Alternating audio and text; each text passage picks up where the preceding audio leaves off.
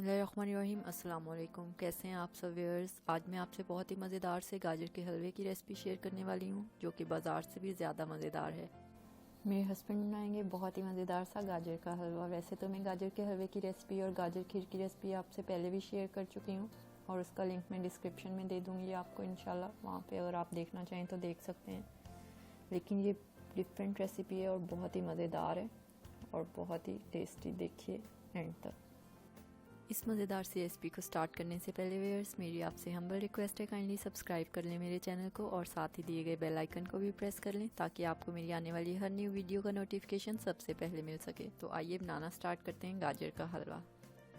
बिस्मिल्लाहिर्रहमानिर्रहीम। जी, तो यहाँ पे बर्तन को रख लिया है स्टोव पे हमने और फ्लेम को कर लिया है ऑन।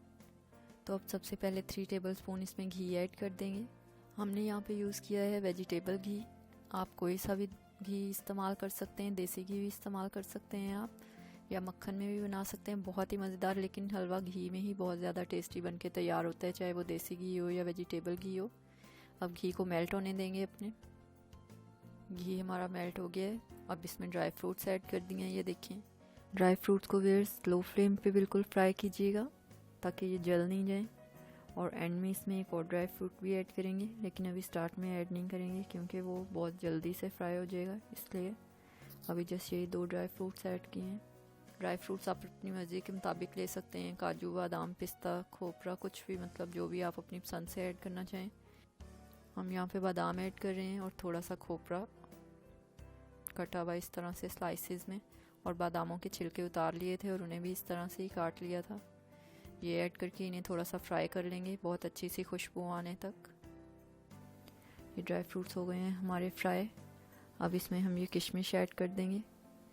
ड्राई फ्रूट्स की क्वांटिटी में इसलिए आपको नहीं बता रही कि आप अगर ज़्यादा पसंद करते हैं तो ज़्यादा डालें, क्योंकि यही तरीका होता है इस तरह से सर्दियों में मेवे वगैरह खाने का। तो अगर ज़्यादा डालना पसंद करते हैं या जो भी ड्राई फ्रूट्स डालना पसंद करते हैं वो सब आप ऐड कर सकते हैं अपनी मर्ज़ी से। अल्हम्दुलिल्लाह व्यूअर्स, ड्राई फ्रूट्स हो गए हैं हमारे फ्राई।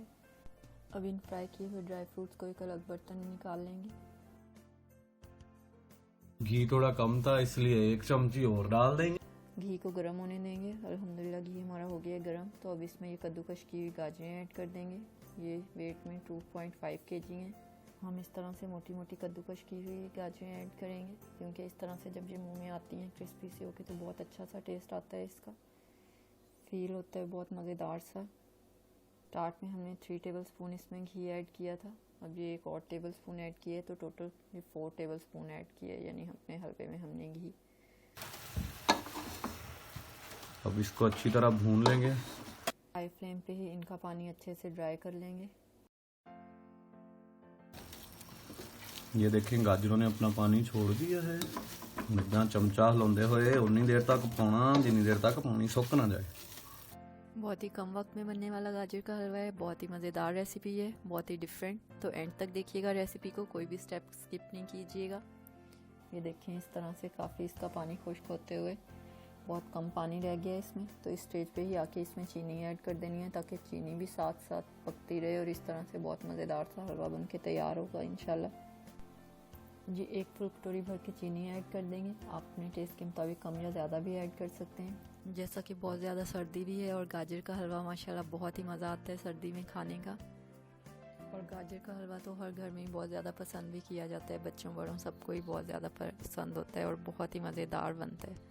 और ये रेसिपी से इस बनाएंगे अगर फॉलो करते हुए तो इंशाल्लाह इतना मज़ेदार बनेगा कि सब तारीफ़ करेंगे।